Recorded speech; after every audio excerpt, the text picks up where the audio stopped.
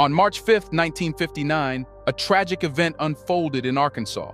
But it's something people know little about since the U.S. government did a phenomenal job in covering up this dark chapter of Black history.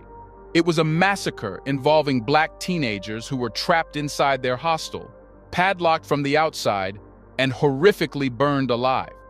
The intent was to claim the lives of all 69 Black boys living there, and tragically, 21 were burnt to death. This shocking incident remained hidden from public awareness for decades, primarily due to the effective cover-up orchestrated by the state of Arkansas. Even now, many years later, there is still no official cause of the fire, and those responsible never faced justice. This tragic event unfolded due to a deeply segregated and racially discriminatory American South in the 1950s. It was a period when American boarding schools, though diverse in their purposes, were far from equal in their treatment of students.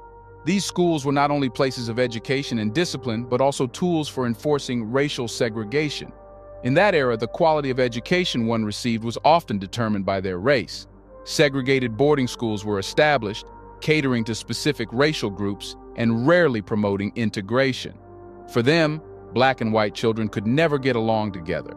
The schools meant for Black boys had harsh discipline, involving physical punishments like paddling and hair pulling. In the South, schools were used as instruments to resist racial integration. Between 1952 and 1962, numerous schools were built in rural areas, exclusively for African American students. In sheer contrast, white students enjoyed better-equipped schools, thanks to the state's construction of approximately 500 primary and secondary schools. These white schools were more substantial, technologically advanced, and offered a richer academic curriculum, emphasizing subjects like mathematics, science, and vocal training. There were also significant differences in how the reform and industrial schools treated white and Black students. White reform schools aimed to educate and equip teenagers with practical skills for future employment, such as carpentry or metalwork. However, the boys at the Arkansas Negro Industrial School faced a different reality. Arkansas had two juvenile correctional facilities, one in Jefferson County and another in Wrightsville, southeast of Little Rock. Within the walls of the Arkansas Negro Industrial School, young Black boys aged 13 to 17 were subjected to despicable conditions. These teens, some of whom were homeless orphans or wrongly accused of petty crimes, were forced into a life of manual labor. They worked hard on the facility's farmland and were subjected to cruel beatings with leather straps, enduring days in rags. You see, this was no different than slavery, just the name had been changed. Could anyone imagine doing things like that with white teens of that time? Black boys in those schools didn't even have access to proper sanitation, resorting to using buckets as makeshift toilets. More than half of them lacked underwear or socks, and it was not uncommon for them to go weeks without changing clothes or bathing. Clean and safe drinking water was a luxury they were denied, and their living quarters were cramped, offering them little space to breathe. These Black boys inhabited a building constructed in 1936 under the Works Progress Administration, which Time magazine described as unstable and fragile. The systemic poverty, a consequence of white supremacy, sealed the fate of these boys. Racially disparate treatment permeated the United States criminal justice system, with wrongful convictions being a common occurrence. The horrors of lynching resulted in the deaths of thousands of Black people. This dark era, known as the Jim Crow era, left an unforgettable mark on Arkansas's history, and many lawyers capitalized on the plight of African American victims, particularly during the school desegregation crisis. During this period, very few white Americans were willing to embrace equality with Black people. The Reconstruction era granted significant rights to Black Americans, including voting rights, U.S. citizenship for formerly enslaved individuals, the establishment of Black churches, and better access to farmland and education. However, as the Reconstruction era ended, these rights were swiftly revoked by the South. It was due to the authority state governments held over matters within their respective regions, particularly education. Before we continue further, tell us, are you enjoying the video? If yes, please like and share the video, and subscribe to our channel to watch more videos on Black culture, history, civilization, and identity. Let's continue now. While the federal government wielded national powers and enacted laws that applied to the entire United States, local and state laws governed people who lived and worked in specific states or territories. In states like Arkansas, the governor held considerable decision-making authority.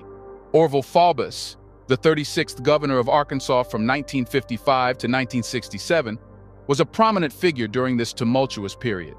He infamously ordered the Arkansas National Guard to block the entrance to Central High School, preventing the Little Rock Nine from entering. He was also in office during the tragic dormitory fire on the morning of March 5, 1959. On that unfortunate day, as people enjoyed gospel music on the radio that day, a breaking news bulletin interrupted the program. It was reported that a mysterious fire had engulfed the Arkansas Negro Boys Industrial School in Wrightsville. However, the grim reality was far more sinister. At 4 a.m., the staff abandoned the dormitory and locked the door from the outside. The boys inside were forced to fight and claw their way out. While 48 of the African-American teenagers managed to escape the blazing structure by jumping out of windows, 21 were tragically unable to flee and perished that night. When examining the building's layout, it became evident that, despite having a few doors within the facility, there was only one front door, and that solitary entrance was locked. Those unfortunate boys who remained trapped inside found themselves wedged in the back corner of the building, where they met a horrific fate consumed by the flames. Governor Faubus later called for a hearing, aiming to uncover the truth and hold anyone responsible. It should be noted that after the incident, efforts were made to conceal the evidence. On the morning of the incident, the scene was being tampered with. The school staff and Superintendent L.R. Gaines provided testimonies stating that the boys had been locked inside and left unsupervised. On the other hand, the Pulaski County Grand Jury found multiple individuals and agencies responsible, but failed to bring any criminal charges. It seemed as though blame was being distributed widely, yet true accountability remained inaccessible. Ironically, the land where the school once stood is now occupied by the Arkansas Department of Correction facility, the Wrightsville Unit. In 2019, the Arkansas Department of Correction dedicated a memorial site to the 21 young boys who lost their lives in the fire. Decades later, the memorial features a metal plate listing the names of every individual who didn't make it out alive. Many family members and those who remember the tragedy attended the ceremony to pay their respects, although the exact location of the boys' graves remained shrouded in mystery. Stephanie Webb, the owner of Haven of Rest, disclosed that the bodies were brought to the cemetery, and a common burial site labeled 114 was prepared to lay them to rest, as indicated by the cemetery records. Shortly after the fire, the remains of the deceased boys, consisting of fragments, were taken to a local funeral home. It's reported that their body parts were wrapped in newspaper.